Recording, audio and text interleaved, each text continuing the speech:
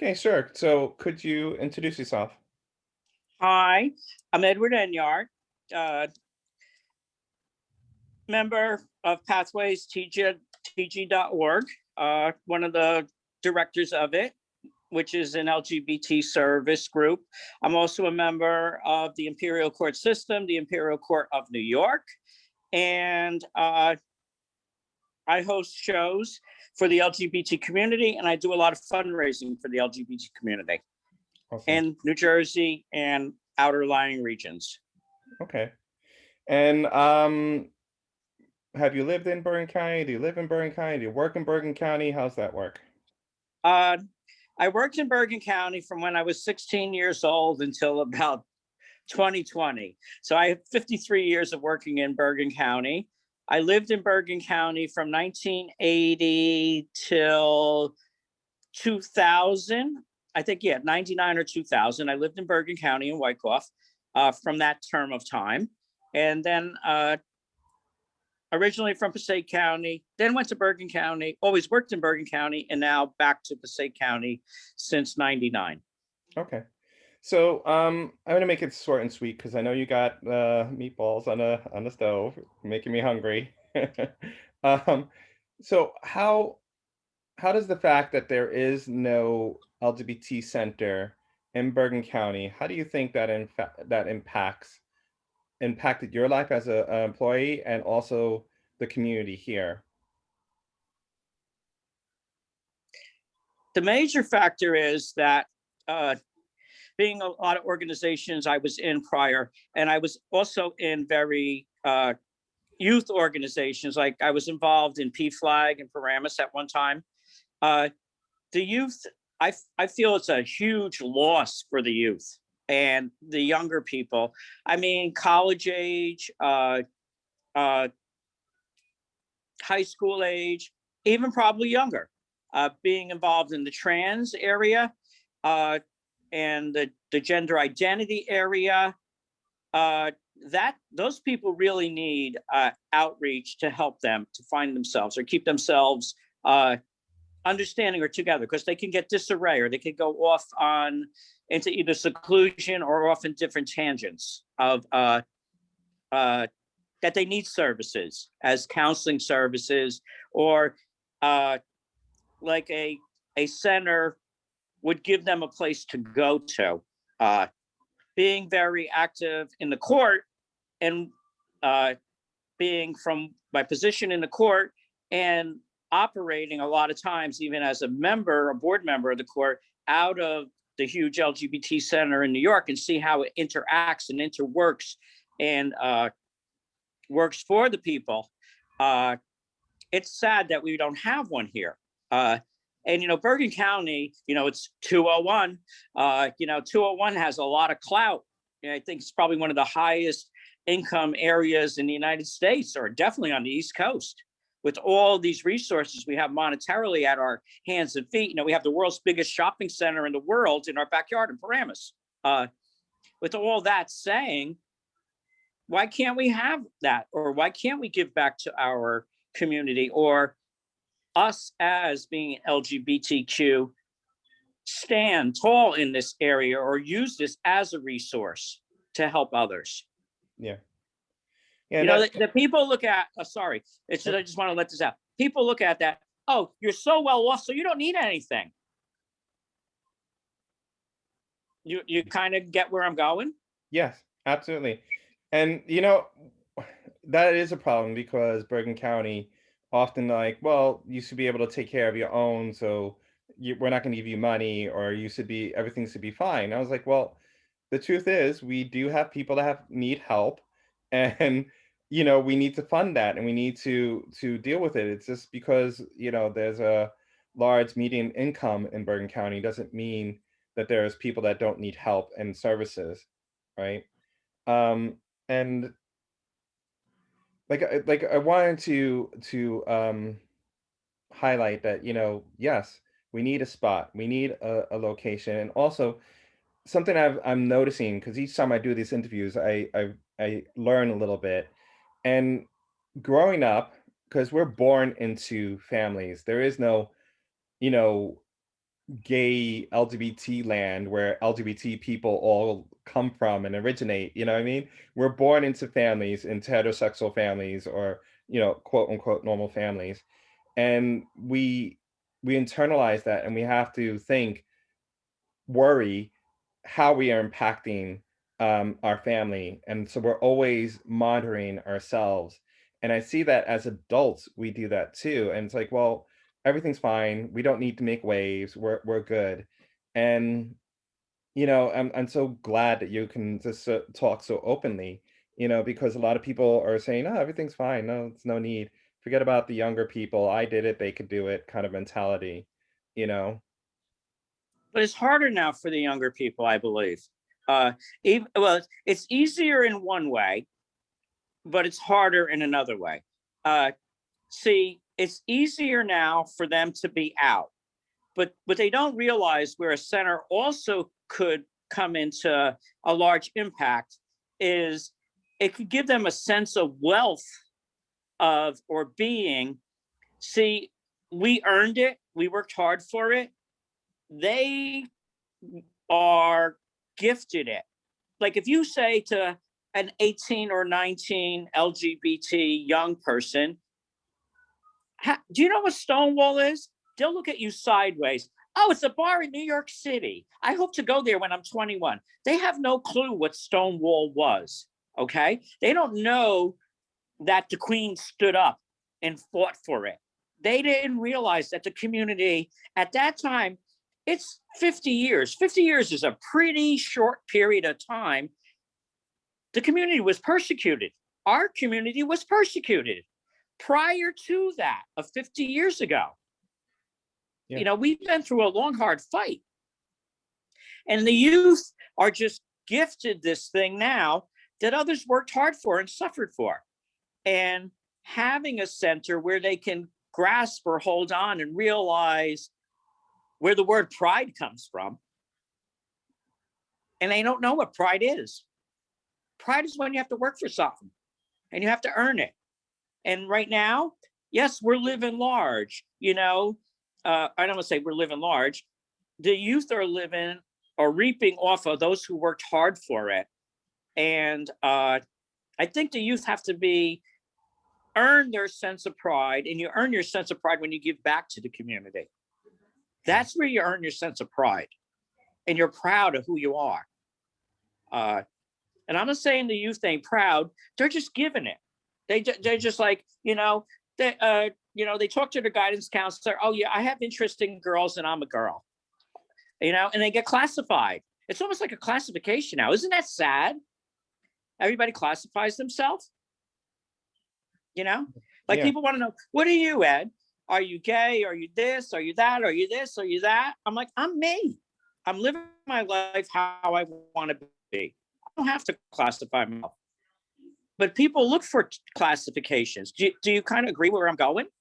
Yeah, I mean, I think actually that's kind of funny you bring that up because when I was working towards my first bachelor's, I was working in a bar, a gay bar, and I was working in hospital and going to school full time, and so I was always involved. Then I moved to London, and I lived there 6, 7 years, and then I moved back. And when I came back, it was a whole different world, right? And there was P flags. I was going to work with the community in P flag, and there was no gay men or lesbians. It was transgender, non-binary people, and I felt like Archie Bunker. I just didn't know or understand anything, and it was so weird to be the person who didn't understand. I was on the outs of my own community, and I didn't understand where transgender people were coming from. And thankfully, I had enough sense to keep my mouth shut and listen and understand. And it's like, there are transgender people as adults. Well, guess what? There were children at one time. So, I have parents here walking in with their little children saying they're transgender and realizing, yeah, this is, you know, realizing they're transgender, which is weird because you would think I would know that already. So I guess what I'm saying is when I was youth, and I'm sitting there thinking, don't label me. I am, I'm different. I'm gay, and that's so weird and so earth shattering. And now I'm seeing it where I'm on the other side, and I see people are saying I'm non-binary, and I'm like, well, wait, I don't quite understand that. Or wait, I'm like, I don't understand your world, not in a negative way. But like I feel like I'm on the other side. And I'm learning, and I feel that it's actually a really empowering thing because you know let people just tell you who they are. That's a gift. You don't have to sit there and put them in a box. Let them tell you who they are, and you can just, oh, so this is who you are, and this is how you relate. So I don't know. I find this generation that's coming up, I find them really powerful, and I really support them. And I want to, I'm just excited how the future is going to be for them. But I do agree with you. There should be an understanding of our community and our history and what we had to do to fight there.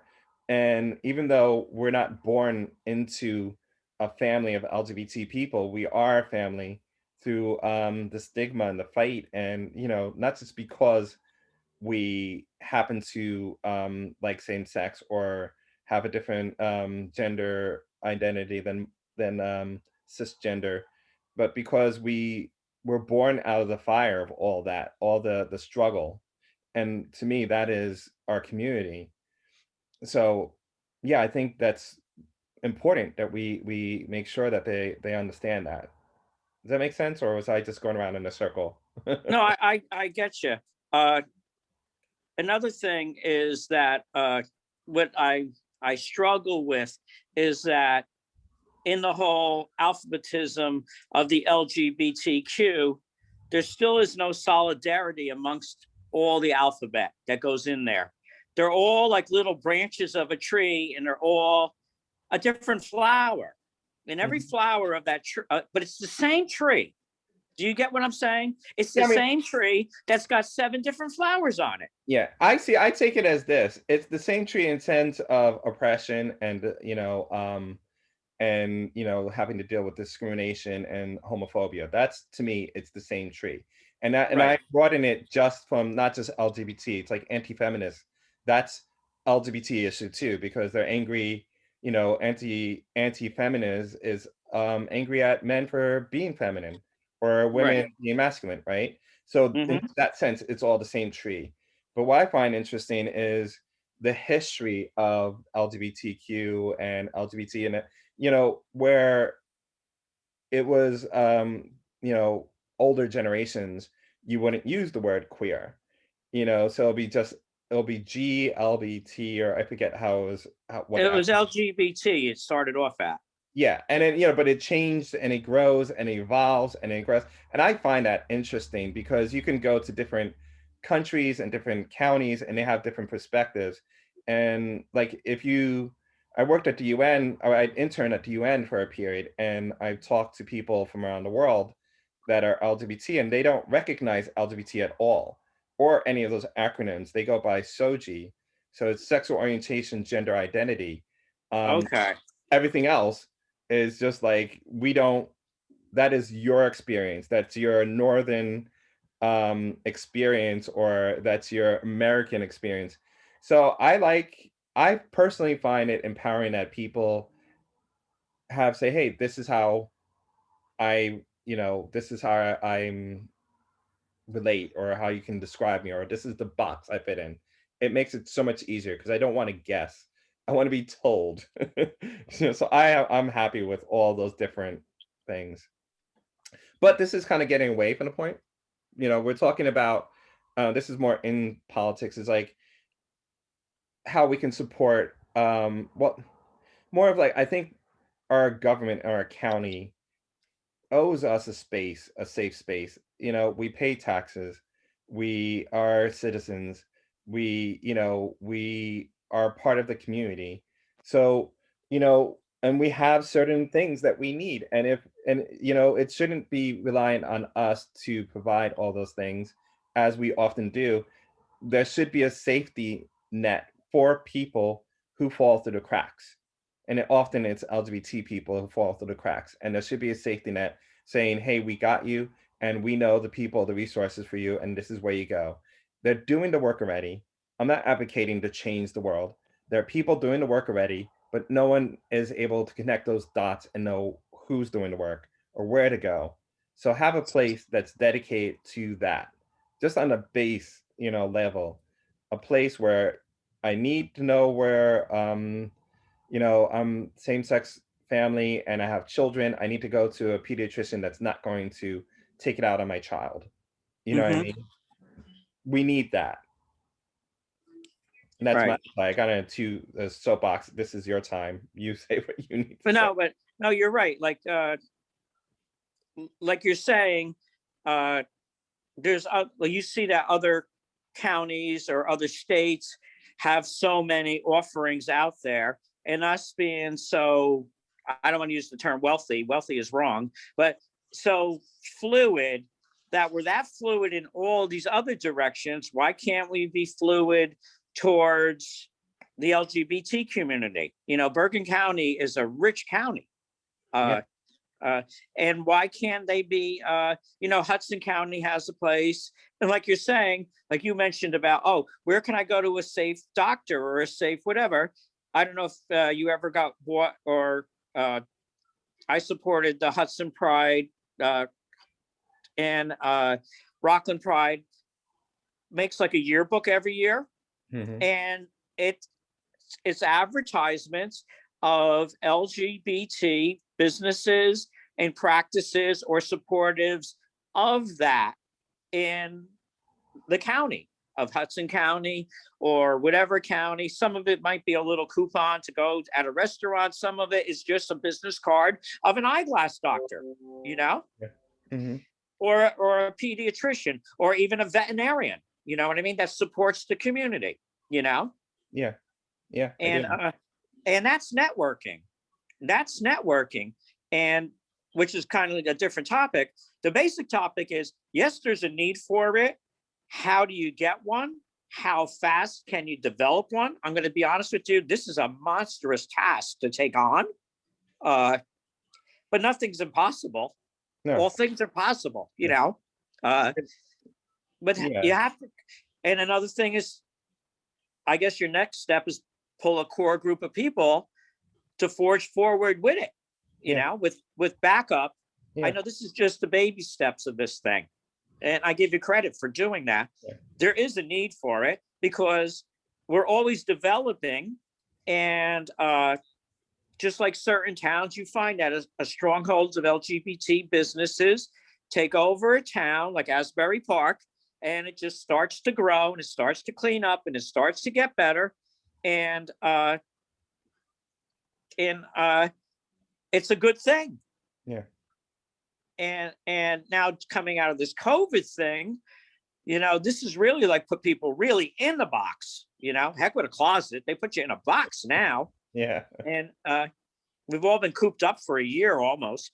Yeah. And everybody wants to get out. And the very few known LGBT places I, are closing, partially because the community itself doesn't support them, because everything is so open now that Hmm. why should we? Why Yeah. should we support an LGBT thing? And I think they all got that because they're younger. And like I started off in the beginning, they have no pride in what they worked for, and they don't support what they worked for because it was given to them. They're just allowed to express themselves. And when it's given to you, you have no value to it because you didn't work for it or you didn't pay for it. You know what I Yeah. mean? Yeah. It's like Well, daddy giving you a brand new car and you're going mm, to bash it up. But yeah. if you worked hard and you bought yourself a brand new car, you make sure you wash it and wax it and, Yeah. check the oil. Daddy gives it to you. You're going to ride around in that BMW, Mercedes, whatever he's paying to know, and you're going to destroy the freaking thing. Well, Right? I don't know. We don't. I hear what you're saying, and I'm sure that's true of some people. But I work in the field, as you know, and I've seen a lot of struggle still, and there's still people that are being thrown away by families who are still dealing with schools and getting harassed, walking in the streets, and you know, I think there are people still fighting the fight, and it's unfortunate we lose these spaces, but that's just life. Things evolve. But I think you need to provide a place where it's a safety net. I think regardless of anything, there's a need because, I like to look at the society, and if we have people who are LGBT and a fair number of them, like 20 to 40% homeless youth, but a human rights campaign saying the United States is LGBT. So let's look at that. And if you have people that are suffering unproportionately with suicide, with addictions and mental health, we need we it's a responsibility to help them. And it's as a society, you want to do it because it betters everyone, right? Everyone benefits for Oh that. yeah, yes. I'm not. Uh, I know I got off on a different direction, Yeah. but the basic thing is this county definitely needs it. Uh, and when you look or search, well, I'm probably sure you did like a search map. What other Pride centers are there in the state of New Jersey Yeah. other than Hudson Pride is the only one that I know of. You know, uh, and they struggle themselves. I know they don't have a solid place to meet at. They have a lot of young youth that don't have the same place to go sleep at every single night. They might have to go to a church, they might have to go to a homeless shelter, they might have to go to a school that they're constantly getting, shuffled around. And even their meeting space isn't big enough. It's a small space that whatever the county there gave them, but something's better than nothing. You Yeah. know, they're doing they're performing a task, uh and but the need is definitely here. Yeah. uh Yeah. and and just because it's in Bergen County doesn't mean that we're just servicing Bergen County, because Passaic County touches us, other counties touch us, Yeah.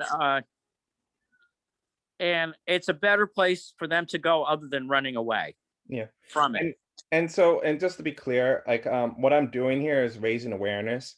It'll be great if they have an LGBT center. I'm just trying to highlight that there's a need and trying to engage people in conversation. Um, I don't have, an LGBT center like I can pull out of my pocket and be like, okay, this is what we're gonna do. I'm just trying to get people to talk about it and see, and the powers that be say, hey, we need to start doing something, and that's what I'm trying to do here. Is just raise We're awareness. raising awareness. Yeah, and mind you, and it's not just the powers that be, just within our own community, because what our little section of that community we may understand, but we may not understand the other people and what they're going through. You understand? So I'm just trying to make it where everyone on this umbrella has an equal say, and we can understand that there's an actual need for everyone. Oh, there's definitely a need for it. Yeah. There's no doubt about it. And like you said, uh, the younger are like they do have their school struggles, or their struggles in school. Some of them is probably still there. Uh, like in my day, forget about it. You'd be dead. You'd be beaten up on your way home from school every day. You know Yeah. what I mean? Yeah. Uh, so what you did was you went inside your own self and lived inside your own worlds because you were so scared, or you knew what was going to happen. You Yeah. know, so and that was survival by your only choice. Or eventually, you were underground, or you went into, I don't want to call it a secret society, or where it was acceptable, and you were at those places where you eventually found strongholds where you could express yourself or be with others like you. Yeah. Like Yeah. I somebody do. was telling me they used to meet in a parking lot, or they used to meet someplace else, and just somehow they networked, and they found out others like them used to meet here on a certain night in a parking lot and sit on their cars and talk about it. Or Yeah. uh, and it's different. It's completely different now. Yeah. It is. I It's mean, so. they the youth are willing to take and run with it, but they really don't know the work that took to create it. And the youth uh, really need more of a service uh, than what they're really getting, because the only services they're getting right now is what, I hate to say this, what their parents' insurance can provide for them. If they don't have parents that are willing to provide their insurance services for them to get counseling, for them to find resources, like you say, they're stranded. Yeah. They're stranded, And that's you know? that's if they have parents, and, be mindful that Right, right. it's Or not like you the said, there's parents out there that'll just toss them out into the yeah, wind. You know what I mean? yes, I do. I don't want to hear it. I don't want to know about it. Goodbye. Yeah, Pack your bags and leave. And then they, like they go stray in the world, and it's not good. Like you said, they're gonna more of wrong is gonna end up in their direction than right. They're gonna get yeah, more no help or bad help than good help. yeah. I do. Alright, so, I have another, interview in a few minutes, and I know you're cooking, and I don't wanna take too much away from your time. I really appreciate, all your words of wisdom, and thank you for being out there and being a part of the community and servicing the community for so long. Do you feel okay with everything that we talked about? Sure. Yeah. Yeah. It was And good. you give consent to, eventually for this to be made public? Yes. I have no problem with that. And I will eventually, reach out to you again before I actually publish it and show you what it looks like, whatever the final is. And you can always, at that time, decide, "Hey, yes or not," yes or no also. Or at any given time, you can just say, "You know what? Take it down, that's fine." Okay. No, I'm good with it. Okay. Alright, well, I'm gonna end now, and let me just close it. I'll say goodbye. Goodbye. See you.